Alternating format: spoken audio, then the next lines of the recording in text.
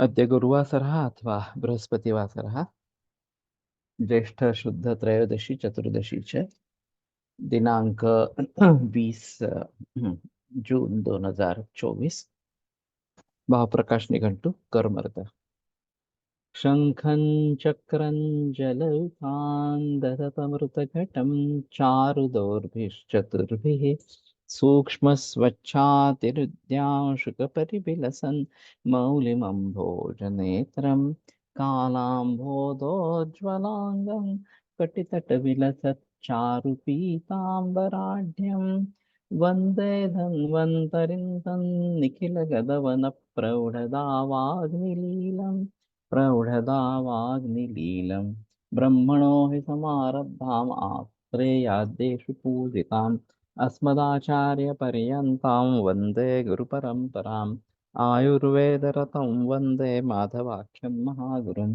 आयुर्वेदामृतं सर्वं शिष्येभ्यो यः प्रदत्तवान् द्रष्टाज्ञानी दृष्टकर्मा स्मृतकर्मा तथैव च अध्यापको विश्वश्रेष्ठो महान् संशोधकस्तथा गुणैरेतैः समुदितैः यत्कार्यं प्रतनोति सः समृद्ध्यर्थं हि कार्यस्य वयं नु प्रयतामहे सरस्वत्यै नमो यस्याः प्रसादात् पुण्यकर्मभिः बुद्धिदर्पणसङ्क्रान्तं जगदध्यक्षमीक्ष्यते आत्रेयं प्रथमं वन्दे आयुर्वेदजगद्गुरुम् आयुर्वेदामृतं सर्वं गृहीत्वा हि सुरेश्वरात् अग्निवेशादिकेभ्यो यत् प्रयच्छत् मुनितत्तमः प्रथमं तन्त्रकर्तारम् अग्निवेशं नमाम्यहम्।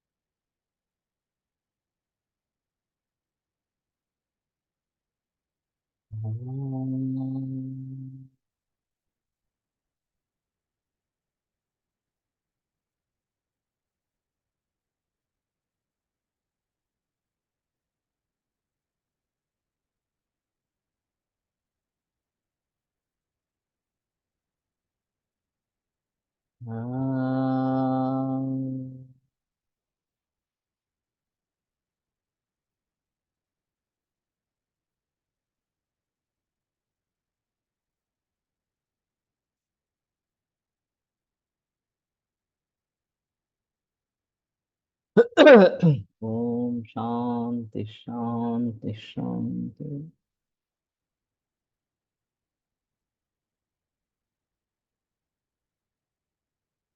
कर्मरतः सुषेण स्यात् कर्म कृष्णपाकफलस्तथा तस्माल्लघुफला यातु साधनीया कर्मर्दिका कर्मर्दद्वयं त्वामम् अम्लं गुरुतृषाहरम् उष्णं रुचिकरं प्रोक्तं रक्तपित्तकफप्रदम् तत्पक्वं मधुरं रुच्यं लघुपित्त समीरजित।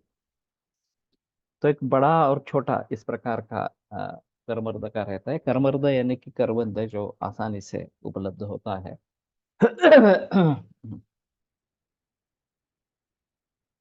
तो ये आम कच्चा है तो अम्ल गुरु और त्रिशाहरा है। कच्चे का ज्यादा कुछ किया नहीं जाता एक्चुअली। उष्णम रुचिकरम प्रोक्तम रक्तपित्त कफप्रद। उष्ण रुचिकर और रक्तपित्त कफ देने वाला। तत्पक्व मधुरम रुचम लघु पित्त समीरचित। तो पक्व हो गया तो मधुर रुच लघु और पित्त और वात दोनों को जीतने वाला इस प्रकार का है।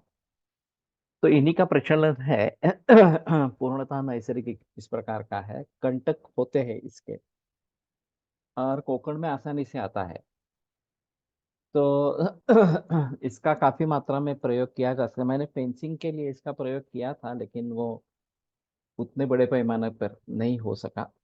तो अभी देखते हैं वैसे प्राकृतिक स्थिति में भी आ जाता है तो उसमें ज्यादा इस प्रकार के करने की बात नहीं रहती। लेकिन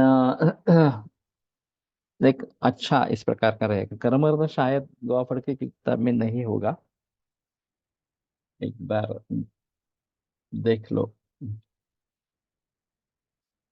इसका भी सॉस वगैरह जैसा भी बनाते हैं।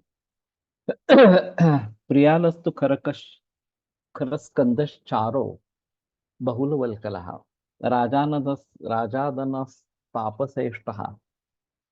सन्नक सन्नकद्रु धनुष्पटः चारः पित्तकफास्रघ्नः तत्फलं मधुरं गुरु। स्निग्धं सरं मरुत्पित्तदाह ज्वरचतुषाहरम् प्रियालमज्जा मधुरो वृषः पित्तानिलापः हृद्योतिदुर्जर स्निग्धो विष्टम्भी वात चामवर्धनः। समझा? ये प्रियाल चारोली नाम से कहा जाता है। चार एक पर्याय शब्द है। और राजादन ये भी एक अलग रहेगा, लेकिन राजादन दूसरा भी एक फल है वास्तव में। सन्न कद्रु धनुष्पटः थोड़े अजीब है। पित्त कफ रक्त नाशन तत्फलम मधुरं गुरु स्निग्धम सरम मरुत पित्त दाह ज्वर तृषापहम। तो इसके गुणधर्म अच्छे हैं। स्निग्ध सर वात पित्त दाह ज्वर तृषा ये सभी का नाश करता है। ये बासुंदी या श्रीखंड में चारोली डालते रहते हैं। और फणसलकर के हिसाब से मज्जा पर अच्छा काम करता है। ये टिकने का प्रॉब्लम रहता है। तो कुछ दिनों के बाद बाहर रखेंगे तो उसका स्वाद बदल जाता है, खवट इस प्रकार का हो जाता है। तो फ्रीज में रखते हैं तो दिक्कत नहीं आती। और वैसे ऐसे ही नहीं खाते हैं, श्रीखंड या इसी में खाते हैं। प्रियाला मज्जा, उसके फल तो मैंने देखे नहीं है इस प्रकार से। मधुरो वृष्य पित्तानिलापः तो मधुर वृक्ष पिता निलप रुद्याति दुर्जरा स्निग्धो विष्टम भी वाम क्षामवर्धना। लेकिन ये दुर्जर है, विष्टम भी है। आमवर्धन इस प्रकार का है, फिर भी रुद्य इस प्रकार का है। तो चारोली नाम से तो मिलता है, इसमें संदेह की बात नहीं है। और ये शायद गोवा फड़के की किताब में होगा, पता नहीं। लेकिन अगर है तो थोड़ा देखो, तो वापस वहां पे गोवा फड़के की किताब में जाएंगे। राजादनः फलाध्यक्षो राजन्या क्षीरिकापि च क्षीरिकाया फलं वृक्षं बल्यं स्निग्धं हिमं गुरु तृष्णा मूर्छा मदभ्रांति क्षय दोष त्रयस्रचित। ये राजाधन का मतलब मुझे याद नहीं रहा। फलाध्यक्ष कहा गया है। और क्षीरिका ये भी उसका पर्याय शब्द है।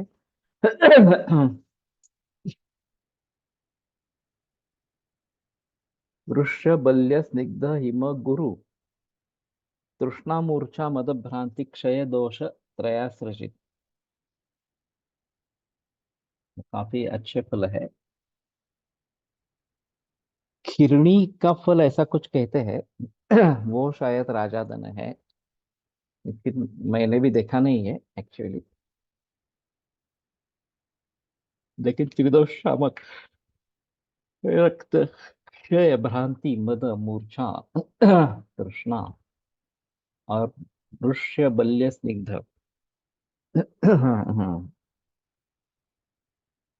किसी को अगर पता है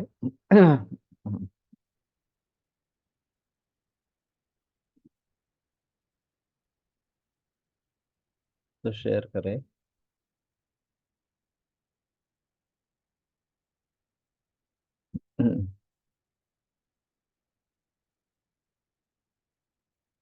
बोर सर असते।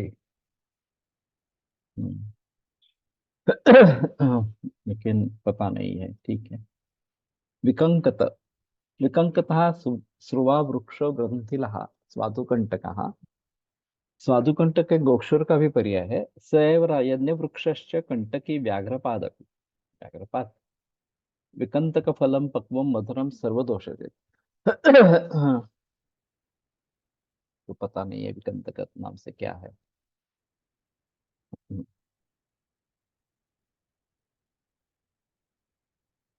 पद्म बीज। पद्म बीजं तु पद्माक्षं गालोड्यं पद्मकर्कटी पद्म बीजं हिमं स्वादु कषायं तिक्तकं गुरु विष्टं वृक्षं रूक्षं च गर्भसंस्थापकं परम कफवातकरम बल्यम ग्राही पित्तास्त्र दहान। ये कमल काकड़ी नाम से मिलता है। करकटी ये जो नाम है, तो ऐसे काले बड़े बड़े होते हैं और इसके मखाने बनते हैं। तो मखाने काफी प्रचलन पे है। इसकी लाशा जो होती है वो बड़े बड़े होते हैं और टेस्ट में अच्छी है। उसके भी काफी प्रकार बनते हैं, जैसे कि मसाला डालकर, नमक डालकर वगैरह इस प्रकार से। और बड़े पैमाने पर खाए भी जाते हैं इस प्रकार से। तो हिम स्वादु कषाय तिक्तक और गुरु इस प्रकार की है। विष्टम भी है, ये थोड़ा देखना चाहिए, रूक्ष भी है, लेकिन वृक्ष है गर्भ संस्थापकम परम। तो गर्भिणी में इसका काफी प्रचलन है। गर्भ संस्थापक अच्छा इस प्रकार का है। तो थ्रेटेंड एबॉर्शंस में खास करके इसका प्रयोग होना चाहिए और आसानी से मिलते भी है, मखाने नाम से मिलते हैं। कफवात करम बल्यम ग्राही पित्तास्त्र दाहन, पित्त रक्त दाह को दूर करने वाला। और कफवात कर बल्य ग्राही, वैसे आ, गुणधर्म में अच्छे हैं। और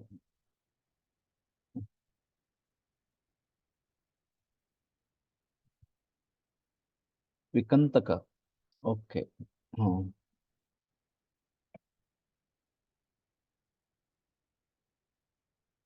उम्बर के जैसा फल जैसा दिखता है। ब्लैकोशिया। ओके। कहाँ पे ये है अवेलेबल? हाँ,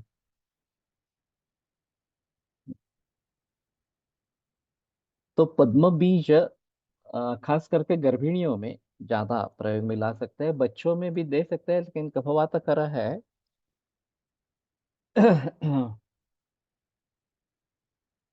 बल्य है तो लाजा होने के कारण इसमें शीत कषाय तिक्त गुरु। ओके। हम्म, मखान्न। मखान्नं पद्म बीजाभम पानीय फलमित्यपि मखान्नं पद्म बीजस्य गुणैस्तुल्यं विदिर्दिशति। तो इसको मखाने शब्द शायद इससे से आ गया क्या, मालूम नहीं।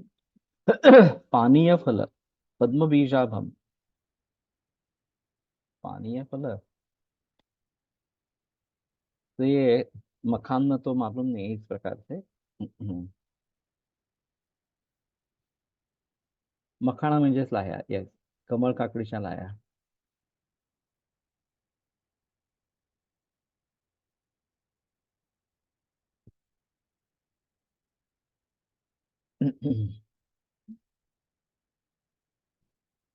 खिरणीला राजफळ का म्हणतात? हम्म, तो खिरणी ही मैंने सोचा था, लेकिन ये खिरणी, ये तो दिखता है एक बदर जैसा। हाँ,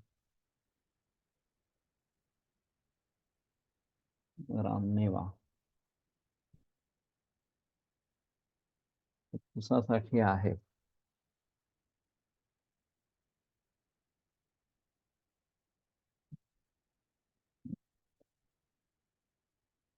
तो ये बदर जैसा ही दिख रहा है। किस नाम से मिलता है, खिरनी नाम से मिलता है या और कुछ नाम से मिलता है?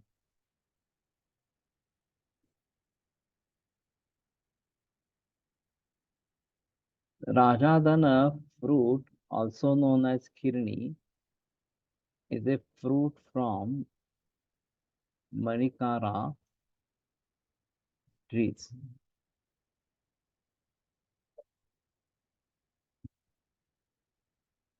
in Bangladesh.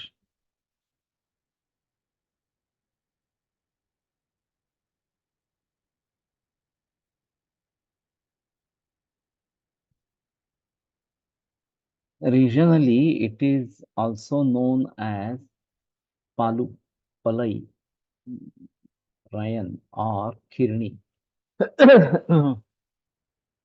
The fruit is found in Bangladesh, India, Sri Lanka, Cambodia, Myanmar, Thailand, eh, and Vietnam. The fruit is yellow when it's and shaped, when ripe and shaped like an olive. The seeds are used to extract oil. Okay.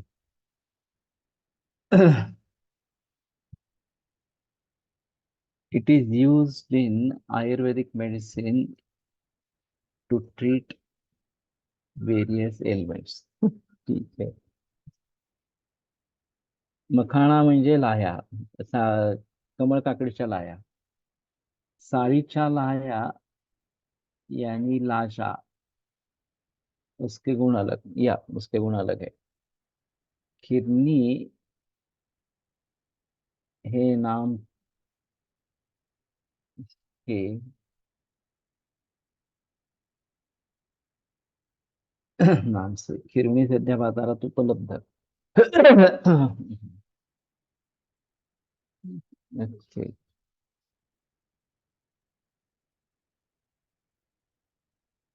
YouTube पर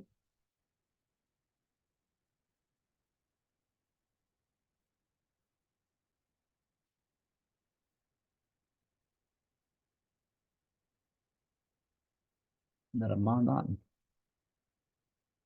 राजादन ना, साळीच्या लह्यापेक्षा मखाणा जास्त चांगले म्हणता येईल का? नहीं, साळीच्या लाह्या लघु है, ये मखाना गुरु है. आमतौर पर तो साळीच्या लाह्या ही ठीक है. किरणी वात कफवर्धक, या.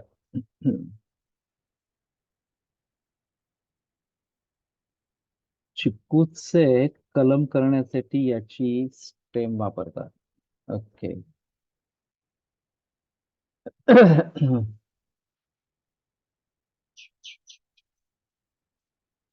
Ramadan long long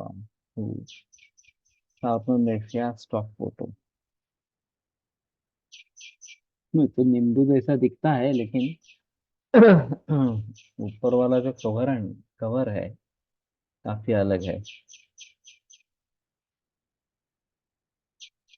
okay.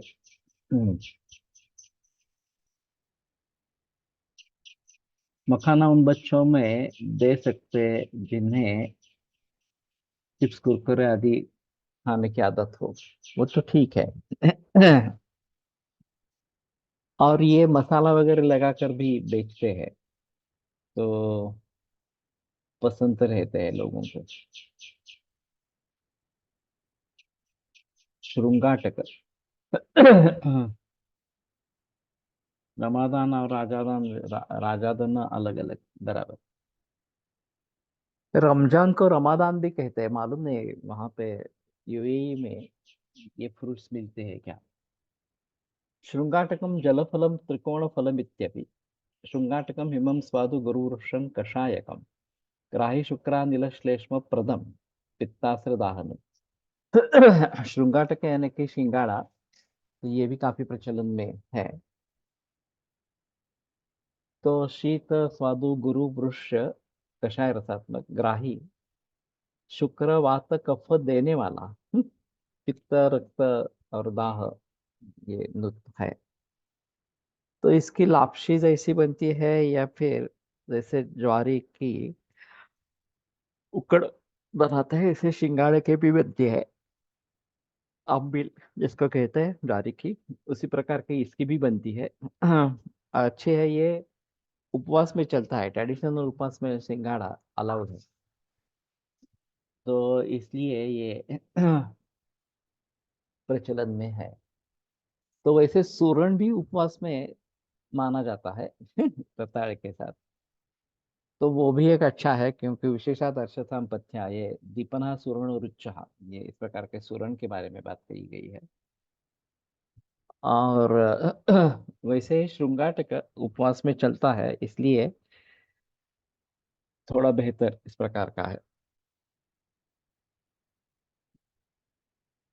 तो मधुर गुरु वृक्ष शुक्रवर्धक, लेकिन वात और कफ देने वाला भी है, पित्त और रक्त को कम करने वाला है।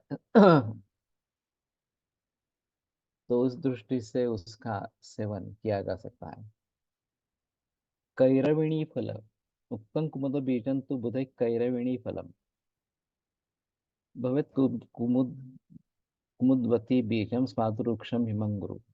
ये कुमुदवती क्या है? शायद कमलों के जो विविध प्रकार है, उसमें कुमुद एक कमल है, और उसके बीज को कैरविणी फल इस प्रकार का बताया गया है। स्वादु वृक्ष हिम गुरु, स्वादु गुरु गुरु हिम और वृक्ष है, ये थोड़ा अलग है। मधुक, हाँ, मधु को गुड़ पुष्प स्यात् मधु पुष्पो मधुस्रवः वानप्रस्थो मधुष्ठीलो जलचैत्र मधुलकः। मधुक पुष्पम मधुरम शीतलं गुरु ब्रूहणम बल शुक्रकरम प्रोक्तम वातपित्त विनाशनम। ये जो मोह नाम के वृक्ष है, ये नशा लाने के लिए इसका प्रयोग हो सकता है, या फिर इससे मद्य भी बनता है इस प्रकार से। तो एक जंगलों में होते हैं, मालूम नहीं है इसे बाकी मिलते हैं क्या। मधुर शीतल गुरु ब्रुवण बल शुक्र कर वात पित्त शाम, फलम शीतं गुरु स्वादु शुक्रलम वात पित्त अरुद्यम हंति तृष्णास्र दाह श्वास क्षतक्षयम। नहीं, केरवणी यानी कि कैरी तो नहीं है। 103 महुआ इसकी शराब बनती या 103 पे क्या है?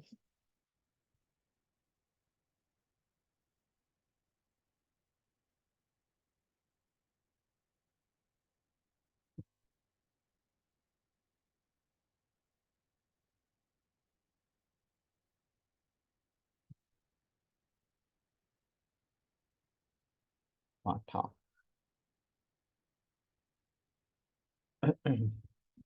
से दो, मधु कहा, हाँ या ओके।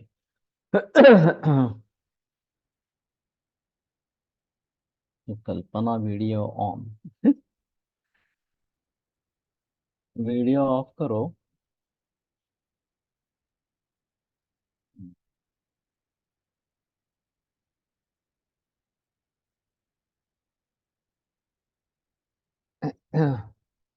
मधुक वृक्षा दक्षिणे रोहति तस्य च पुष्पाणि फलानि च औषधक्रियासु उपयुक्तानि भवन्ति। आसुतार्थं प्रशस्तानि पांचवंजा प्रमाणं सक्षौदरं सशर्करं च कर्ष प्रमाणः मधुक फाण्डः मधुसघर्तु शर्करायुक्तः शीतलं गुरुब्रूहणं बलशुक्रकरं प्रोक्तं वातपित्त विनाशनम तत्फलम शीत फलम शीतं गुरु स्वादु शुक्रलं वातपित्तनुत अरुद्यम हंति तृष्णास्र दाहशास शतक्षया। मधुकः मधुरा तस्य विपाकः मधुरा वीर्यं शीतं च मधुकः माधुर्यात् शैत्यात् गुरुत्वात् च पित्तं शमयति कफं तु वर्धयति। माधुर्यात् गुरुत्वात् वातं शमयति तस्य फलं तु विशेषेण वातपित्त प्रशमनम्। माधुर्यात् गुरुत्वाच्च धातून् मधुकः वर्धयति शरीरं बृंहयति च शैत्यात् मधुकः रक्तं प्रसादयति। मधुककुसुमं मधुरमपि हृदयाय न हितम् तत्तु अतिमात्र सेवनात् व्यवाय विकाशी च भवति हृदयस्य ग्रस्तम ओजम ओजश्च अपहरति, इसलिए आरुध्य इस प्रकार का है। मधुकस्य फाण्डः हिमो वा मधुसितालाजैः वातपित्तजं ज्वरं दाहं श्रमं च हन्ति। मधुक पुष्प काश्मीरी चंदनो शीर धान्यकैः द्राक्षया च कृतः फाण्डः शर्करायुतः पित्तं तृष्णां दाहं मूर्छां भ्रमं च जयति। मधुक पुष्पसारः उत्तमांगं शोधयति। उत्तमांग सूर्यावर्ते स्वरक्षये आस्य शोषे च तस्य नस्यं हितम्।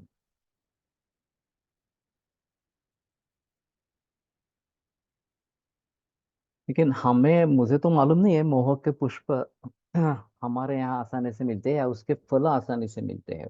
इसके बारे में पता नहीं है। दक्षिण में प्रचलन में है, आदिवासी क्षेत्र में होता होगा क्योंकि ये इसका मद्य बनाते हैं और पीते हैं।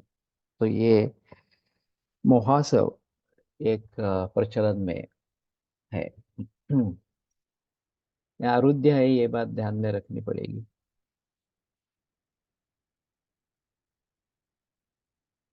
परुषक,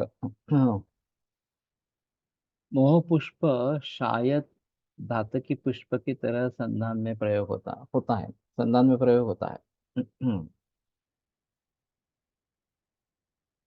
परुषकं तु परुषम अम्लास्ति च परापरम, परुषकम कषायाम्लम आमम पित्तकरम लघु, तत्पक्वम मधुरम पाके शीतम विष्टम विब्रूहणम, रुद्यन्तु पित्तदाहास्य ज्वरक्षय समीर आसव मध्य में पुष्प का प्रयोग है ना, है। करते हैं। मोह बीज तेज वेदना शामक, तेल। ये मिलता है क्या मोह बीज का तेल? हाँ, ये वेदना शामक फालसा कहते हैं या यूपी में। और इसका शरबत काफी प्रचलन में है यूपी में।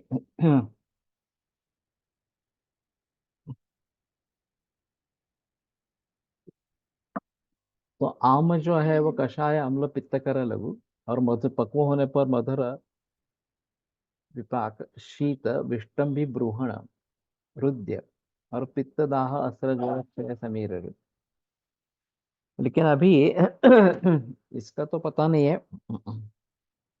उसके अगर पिक्चर शेयर कर सकते हैं फालसा के तो बेहतर होगा। हम्म। और फालसा शरबत के रूप में ज्यादा प्रचलन में है, तो ये गुणकर्मों के अनुसार तो ये ठीक लगता है गर्मी के मौसम में।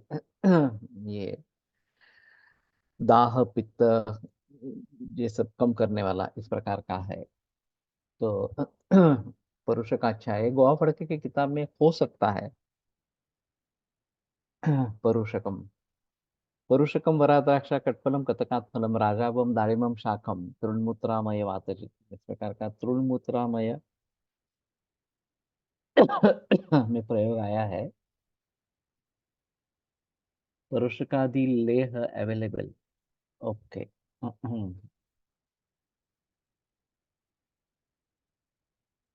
तो ये शायद हम किडनी फेलियर में परुषकादि लेह का प्रयोग कर सकेंगे। तृणमूत्रामय और वातजित इस प्रकार का है, तो तृषा को कम करता है। तो सीकेडी में प्रयोग हो सकता है।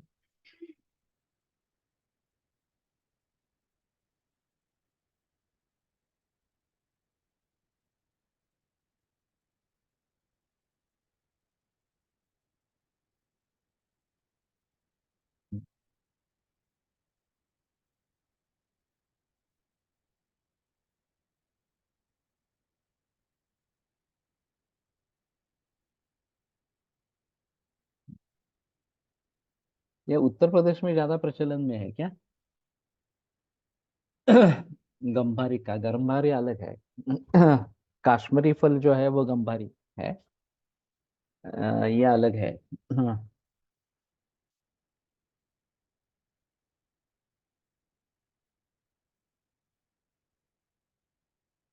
We used already for say bladder दाह।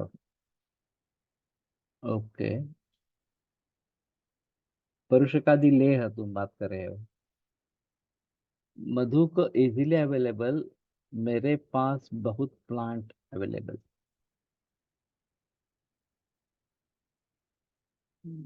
ओके।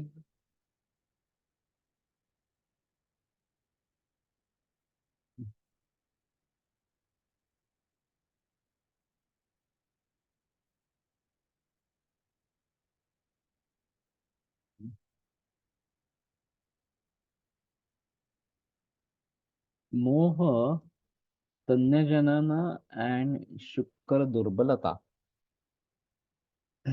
ये तो तन्यजनन के लिए है।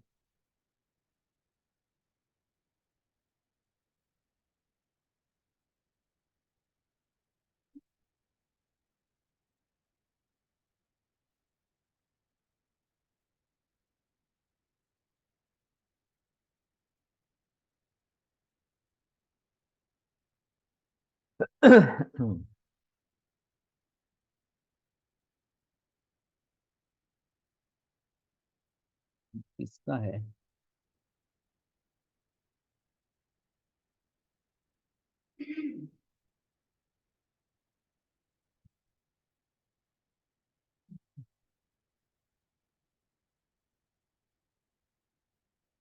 तुम्हें याद नहीं पड़े? उत्तराखंड में नहीं मिलता।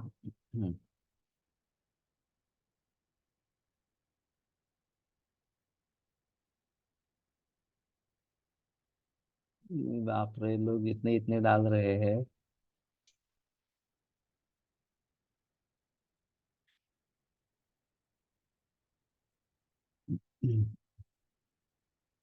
Use it's flowers juice for hypertension. ये तो अलग है। Falsa looking like Badar, also useful in Shita Pitta.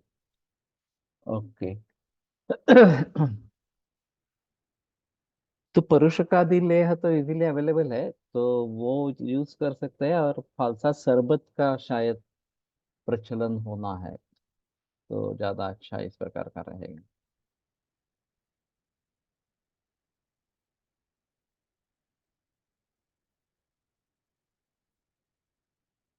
तूत। तूतस्थूलश्च पूगश्च कर्मुको ब्रह्मदारुच। तूतं पक्वं गुरुस्वादु हिमं पित्तानिलापहं तदैवामं गुरुसरम् अम्लोष्णम रक्तपित्तकृत। तो क्या है मालूम नहीं है इस प्रकार के।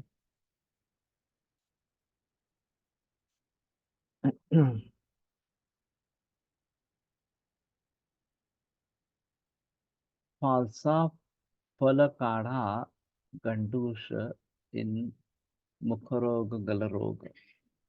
सुपारी का। सुपारी का ही प्रकार दिखता है। स्थूलश्च पूगश्च इसी प्रकार का बताया गया है। हमारे यहाँ कटफल शरबत प्रयोग होता है। इसी मौसम में यहाँ कटफल फ्रूट मिलता। बढ़िया है फिर। तो उसका भी शरबत बनता है, ये भी नहीं मालूम। हम्म। तो ये सुपारी का ही कोई प्रकार इस प्रकार का होगा। दाड़ीम। दाड़ीम करको दंत बीज लोहित पुष्पकः तत्फलं त्रिविधं स्वादु स्वाद्वम्लं केवलाम्लकम् तत्तु स्वादु त्रिदोषघ्नं त्रुडाह ज्वरनाशनम् उत्कंठ मुखगंधं च तर्पणं शुक्लपं लघु। कषायानुरसंग्राहि स्निग्धं मेधाबलावहम् स्वाद्वम्लं दीपनं रुच्यं किंचित पित्तकरं लघु अम्लं तु पित्तजनकम् अम्लं वातकफापहम्। उद्रिक्त पित्तान जयति त्रिदोषान स्वादु दाड़िमम, ये वाग्भट में आया है। और अ,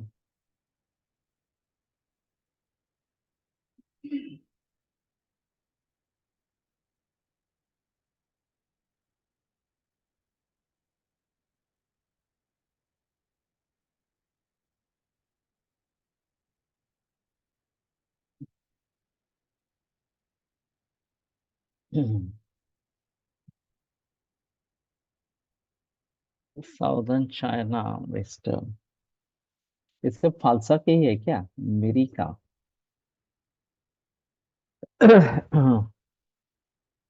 फालसा हैदराबाद में सीताफल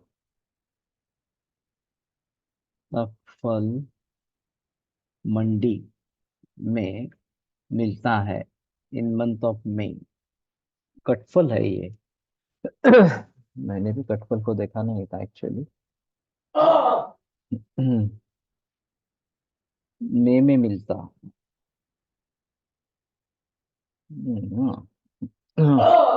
ये काफी एक जैसे दिखने वाले हैं शायद। प्रत्यक्ष देखेंगे तो थोड़ा अलग रहेगा। डेलिकेसी है। वैसे कटफल ये शुक्र गण में है। उस दृष्टि से प्रयोग में लाता हूँ उसको। अभी यहाँ तो ड्राई मिलता है तो घीस के लेप भी लगा सकते हैं इस प्रकार से। कायफल या कटफल यानी कि कायफल। लेकिन ये कुछ अलग दिखता है दिखता है।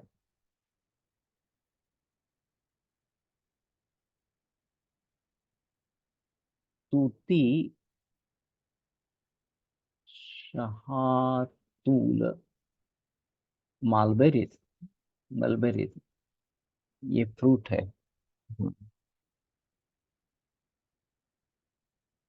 तो बाजार में कटहल नाम से जो मिलता है थोड़ा कठिन रहता है। फालसा का प्लांट मिलता है। ओके। तो देखेंगे इसके बारे में कुछ कर सकते हैं तो। काफल करते हैं यहाँ। मलबेरी अलग है। Leaves different. ओके।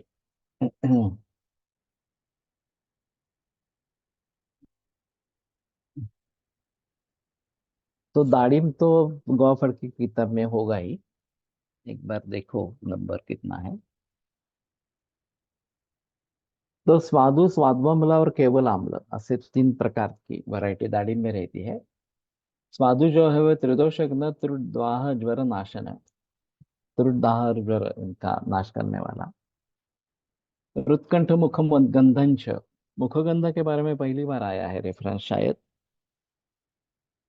रुत्कंठ मुख इनका गंध ये दूर करता है। तर्पणम शुक्रम लघु। तर्पण शुक्र लघु। तो उद्रिक्त पित्तान जायते त्रिदोषान स्वादुदाड़िमम इस हिसाब से त्रिदोष प्रकोप इसमें पित्त का उद्रेक ज्यादा है। जब इस प्रकार में छर्दी होती रहती है तो दाड़िम से बहुत जल्दी फायदा मिल जाता है। केवल दाड़िम का जूस लेने से या बीज खाने से चूसने से। 61।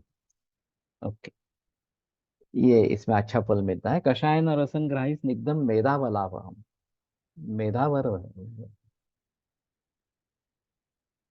स्वाद्वम्लम दीपनम रुचं किंचित पित्तकरम लघु। अम्लं तो पित्त जनकम अम्लम वात कफाप। तो अम्ल वात कफाप है लेकिन पित्त जनक इस प्रकार का है। एक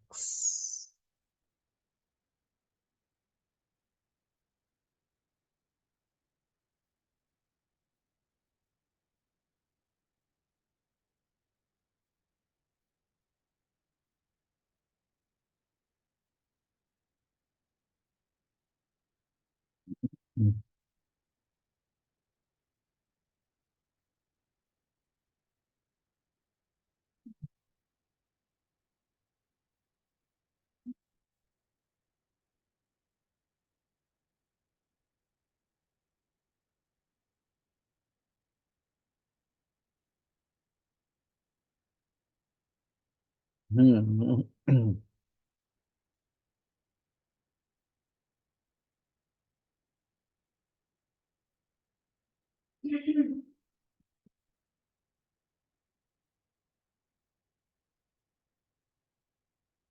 दाढ़ी में।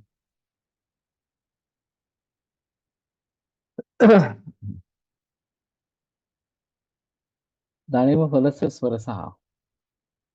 काबुलदेशस्य अतीव प्रशस्ताः सन्ति देशस्य अतीव प्रशस्ताः सन्ति। दाळिमफलस्य त्वक् दाळिमपुष्पाणां स्वरसः। ओके।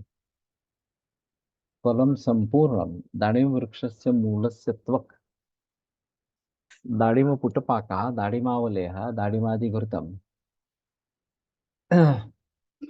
दाणिवं त्रिविधं स्वादु स्वाद्वम्लम् अम्लं च तत्तु स्वादु त्रिदोषग्नं तुरुदाह ज्वरनाशनं हृत्कण्ठमुन् मुखगन्धघ्नं तर्पणं शुक्रदं लघु।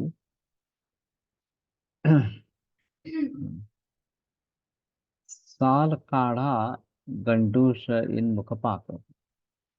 Okay.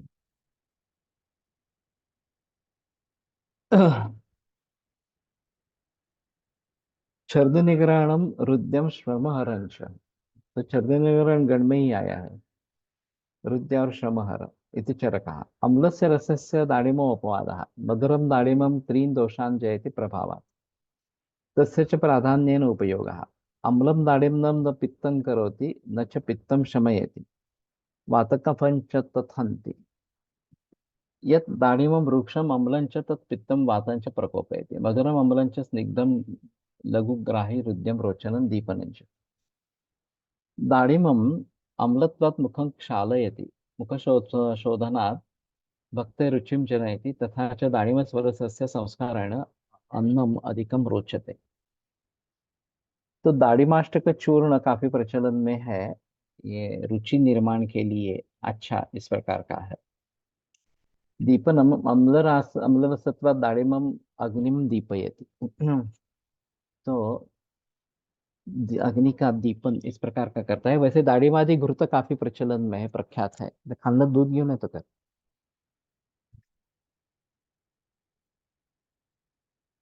छर्दि निग्रहणम अम्लत्वा दाढ़िम फल से स्वरसा छर्दिम निवारयति। अम्लत्वा उदानवायोः प्रकोपात् प्रायः छर्दि संभवः दाडिमम् अम्लरसत्वेन उदानस्य प्रशमनं करोति छर्दिं च नाशयति। अप्रियस्य अरुद्धस्य च सेवनात् प्रायः छर्दयः सम्भवन्ति। दाडिमं तु हृद्यत्वात् छर्दिं शमयति। दाडिमाम्बुना सिद्धं घृतं पीतं मारुतजां छर्दिं हन्ति। तथा च दाडिमेन संस्कृतं भोजनं छर्द्यां हितकरं भवति। तो गर्भिणी अवस्था में आसानी से दाढ़ी का प्रयोग हो सकता है। छर्दी को रोकने के लिए ये एक अच्छा इस प्रकार का है। दाडिमम् अम्लरसत्वात् हृदय हितं भवति दीपनत्वात् पाचनात्वाच्च रसं रक्तं च वर्धयति तत्। तो हृदय के लिए हित है, पाचन दीपन होने के कारण रस रक्त का वर्धन कराता है। तेन हृदय से प्रीणनं जीवनं च भवति। वातज रुद्रगे व्यानस्य प्राणस्य उदानस्य च अनुलोमनार्थं दाडिमरसः उपयुक्तो भवति। श्रमहरम् श्रमे वातस्य पित्तस्य च प्रकोपो भवति तस्य तथा रसरक्तादि धातूनां च क्षयो भवति। मधुरदाडिनं तु वातं पित्तं च शमयति रसं रक्तं च वर्धयति। रसरक्तादि धातुवर्धने वर्धकत्वेन दाडिमं श्रमहरं भवति। और ये 12 महीने मिलता है शायद मेरे ख्याल में।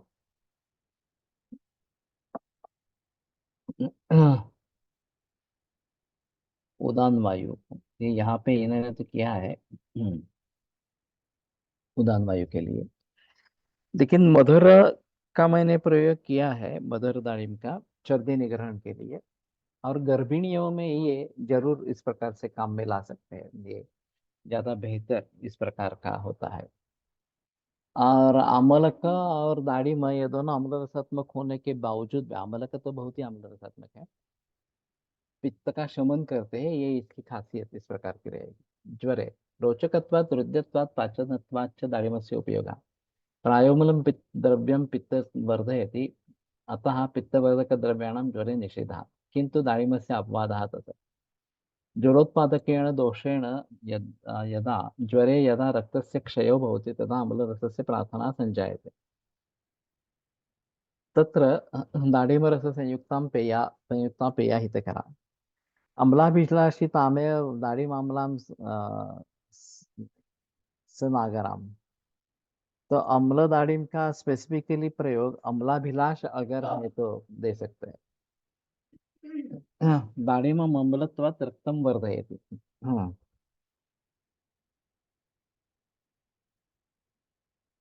ये थोड़ा अलग है। रक्तम्ल शिशिर प्रीति, ये अम्ल और शिशिर की प्रीति होती है और इसके जरिए रक्त के वृद्धि होती है। धातुक्षयजं प्रकृतिं वातं च शमयति किंतु पित्तं न वर्धयति। ज्वरातिसारे अम्लाभिलाषा भवतु वा न भवतु दाडिमसंस्कृतम् अम्लां संस्थाम् अम्लां पेयां पायेत्। ग्रहणी दौर्बल्यात् ज्वरे अतिसारो भवति। ग्रहणी बलरक्षणार्थं दाडिमं हितं तथा च तत्तु दीपनं ग्राही बलवर्धकं च भवति। तो ये दीपन ग्राही और बलवर्धक इस प्रकार का है। रक्तपित्ते ऊर्ध्वगे रक्तपित्ते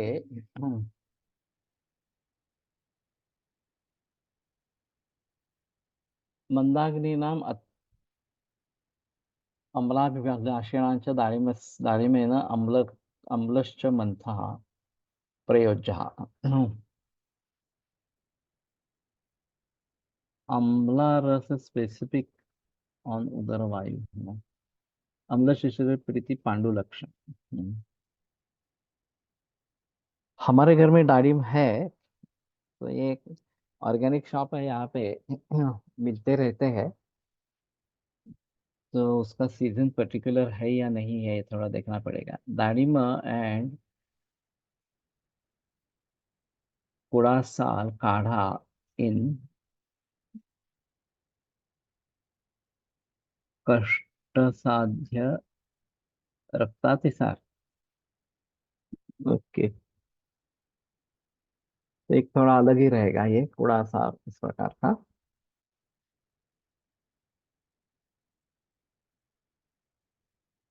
तो मुझे लगता है कि वैसे नासिक के नजदीक एक कोई स्थान है जहाँ बड़े पैमाने पर दाड़िम की निर्मित होती है।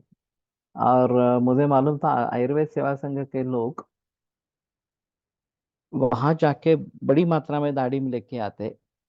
और फिर उससे जो कल्प बनाने हैं दाढ़ी मास्टर के चूर्ण हो या फिर दाढ़ी मादी गुर्तो हो, वो बनाते थे इस प्रकार से। मुझे उस क्षेत्र का नाम नहीं मालूम। लेकिन बड़े पैमाने पैमाने पर दाढ़ी की खेती वहां पे होती है इस प्रकार से। पलसा कुर्मिग्न या तो ये कृमि के हिसाब से दे सकते हैं दाड़िम की छाल जो है वो इस प्रकार से।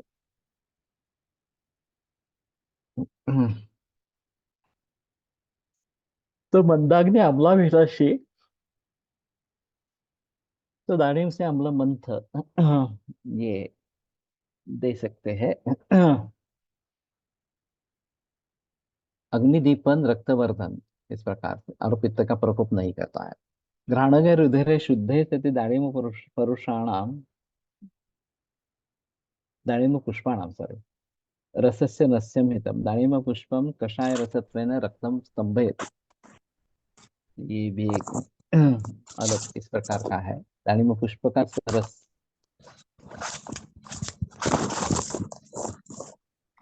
कासे क्षयज कासे दाड़िम स्पर्शे द्विगुणे व्योषकल्क संयुक्तं कृत्वा सिद्धं घृतं भुक्तस्य आहारस्य उपरि यवक्षारयुतं पिबेत्। एतद् घृतं क्षयकासीनाम् अग्निवर्धनं दोक्षोपलिप्तकण्ठोरस्रोतसां च विशोधनं करोति। दाडिमफलस्य त्वक्चूर्णं सक्षौदरं कषायरसत्वेन कण्ठगतं कफं नाशयति। त्वक्चूर्णं गलशोंठिका वृद्धजं कफकासं च नाशयति। विभावरी माइकॉन।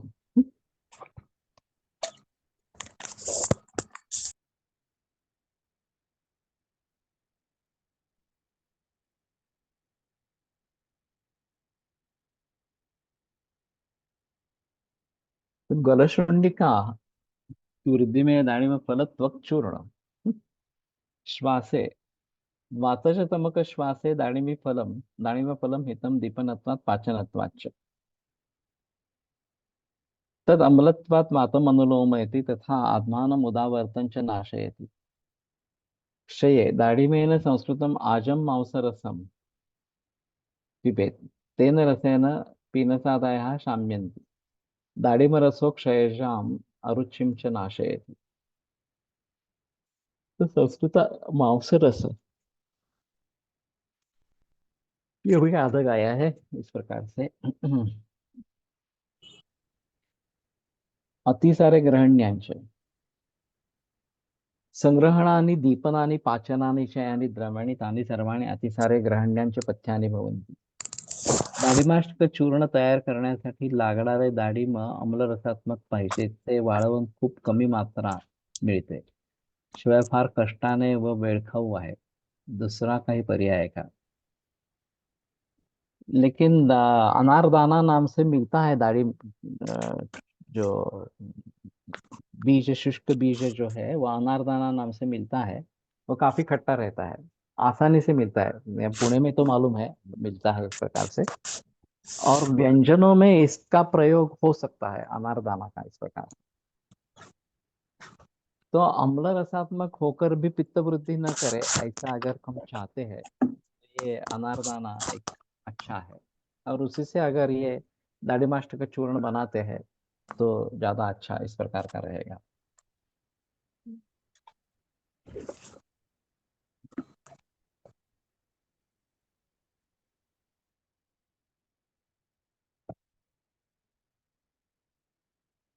तस्मात् दाढिमेन भोज्यानि कल्पयेत्. सुपक्वं दाढिमफलं पुटपाकेन विपचेत्. तद्रसो मधुसंयुक्तः सर्वान् अतिसारान् जयति नाशयति. तो पुटपाक विधि से दाढ़िम का रस निकाले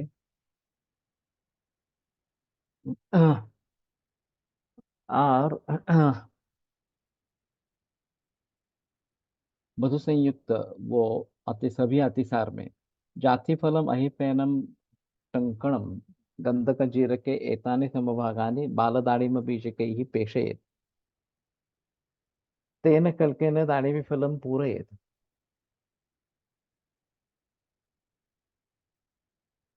तच्च फलं गोमूत्रचूर्णेन आलेपयेत्. पुट्टपाकेन च पच्येत्. तत्कल्कः अतिसारे ग्रहण परम स्तंभना दीपन पाचनश्च तो अजीब है. इसमें आहिफेन भी है.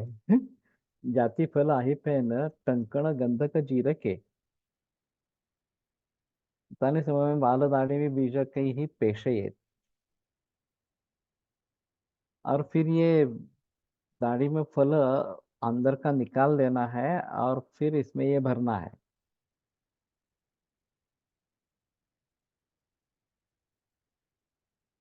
और गोधूम चूर्ण से उसका आलेपन करना है. पुटुप्पा के न चपचे.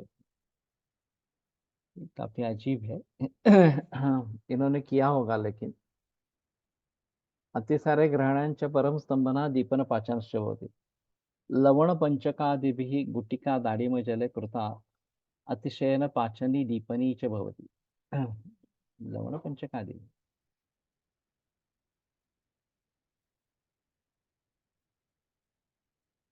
इसमें कुछ द्रव्य भी चाहिए क्योंकि ये लवण पंचक तो पिघल जाएगा. तो दाडिम का चूर्ण या दाडिम बीज का चूर्ण भी शायद डालेंगे मालूम नहीं. सा गुटिका सामम कफानलम कोशरुचांच हंति ग्रहणींच शमयति. लवण पंचक. तो ये रोचन तो होगा. वैसे दाढ़ी भी चूर्ण बनाते हैं वो रोचक रुचि के लिए अच्छा है. और ये जो दाढ़ी मास्टक है वो भी रुचि के लिए अच्छा है. उसको आ, चावल दाल इसके ऊपर डालकर खा सकते हैं तो रुचि उसकी बढ़ती है. तो उस दृष्टि से दाढ़ी का काफी प्रयोग कर सकते हैं आसानी से. वैसे भी उपलब्ध है और ऑर्गेनिक शॉप में भी मिलता है. ये भी एक अलग बात इस प्रकार की रहेगी. तो मुझे लगता है कि दाढ़ी का हम प्रयोग भली भांति करेंगे. कैसे कराए. हाँ. तो पाठ देखना पड़ेगा दाढ़ी वाली चूर्ण का. मुझे पाठ तो याद नहीं है अभी. लेकिन अरोचकाधिकार में है शायद. वैशेष रत्नावली वगैरह में देखो इस प्रकार से पाठ. और दाढ़ी में बीज अनारदाना या अनार बीज और फिर बाकी द्रव्य इस प्रकार से कर सकेंगे. और खास करके गर्भिणी सर्दी में तो प्रयोग करना अच्छा इस प्रकार का रहेगा। अम्ल होकर भी पित्तवर्धन नहीं करते, ये दाने की विशेषता है। मधुर तो त्रिदोष पित्त प्रधान त्रिदोष का शमन करने वाला इस प्रकार का है। तो इन सभी से ये केवल कूट कर चूर्ण बन जाता है, बाकी कुछ नहीं करने का।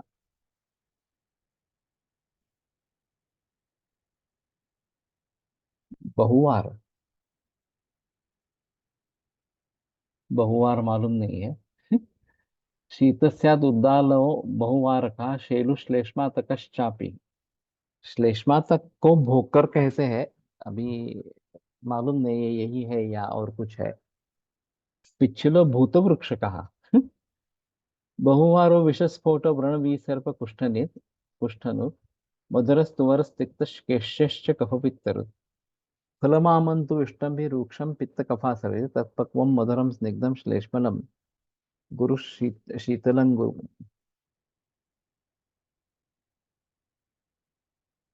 तो भोकर में हमसे कुछ मिलता है क्या देखना चाहिए, लेकिन भोकर कहते हैं श्लेष्मा तक को। तो ये श्लेष्मा तक अगर है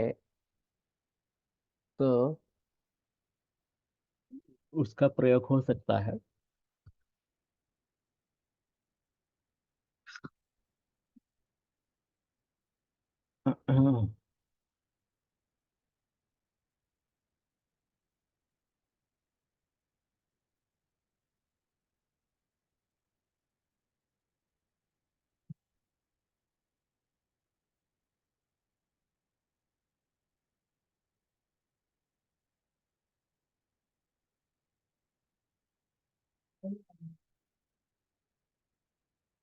दाढ़ी में बीज।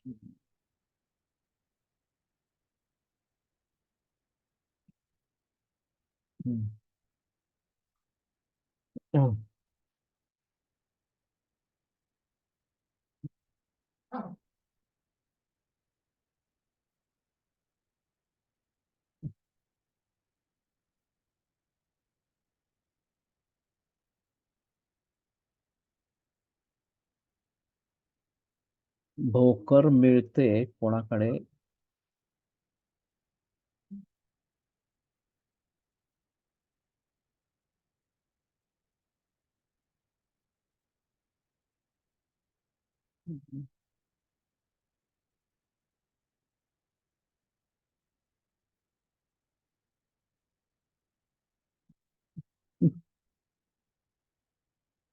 डाळिंब and छे ते बारंबार पुन्हा पुन्हा वर जात येतं.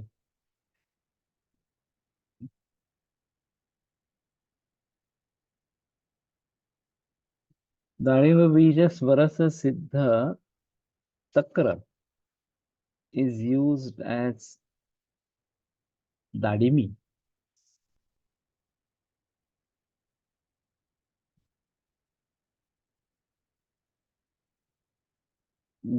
कषाय विथ मांसारस इन कषाय अग्निमांद्य good for vegetarian रुग्ण who have to drink मांसारस. Taste is really good.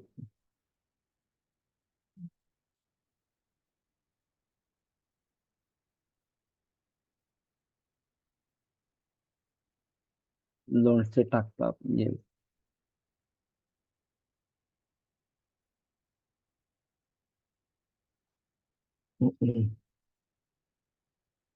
बहुवार.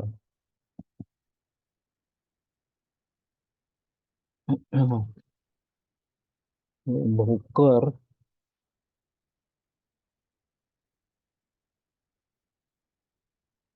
इसे देशी भाषा में रिसोडा कह बोलते हैं, हमारे यहाँ एमपी में. हम्म, अचार बनाते हैं, इसमें संदेह की बात नहीं है.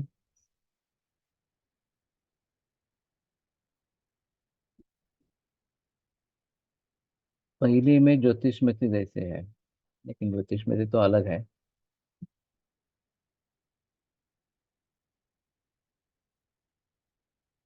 तो ठीक है, यहीं पे रुकते हैं.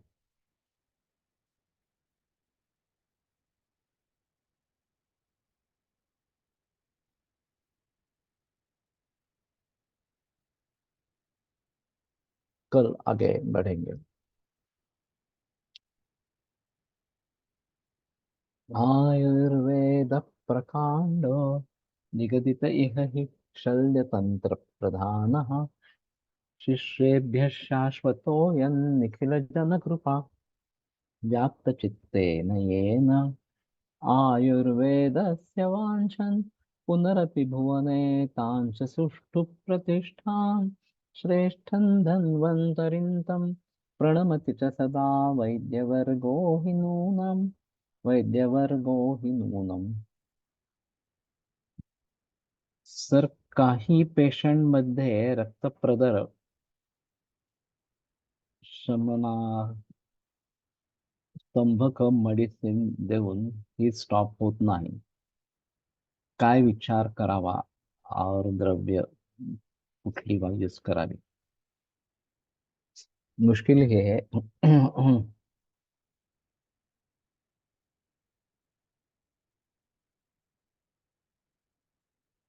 अगदो रक्त पित्त करके वासा का प्रयोग करना है। लेकिन फिर भी ये भंग मिश्रण वगैरह तो देते रहते हैं, कर्ण रंध्र होती, कपाल रंध्र होती भी करते हैं इस प्रकार से। अम्म,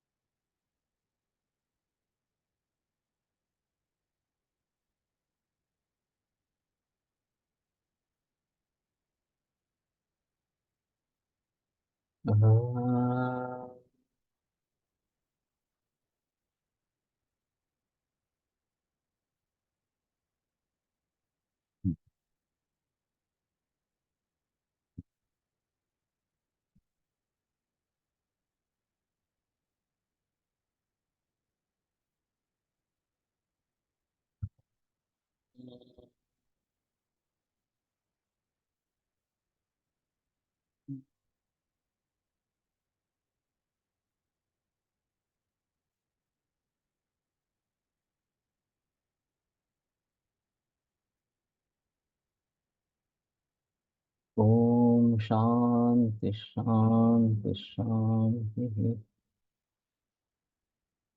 विरम्यते व्याख्यान व्यापारात् वहा पुनरपि मिलिष्यामः।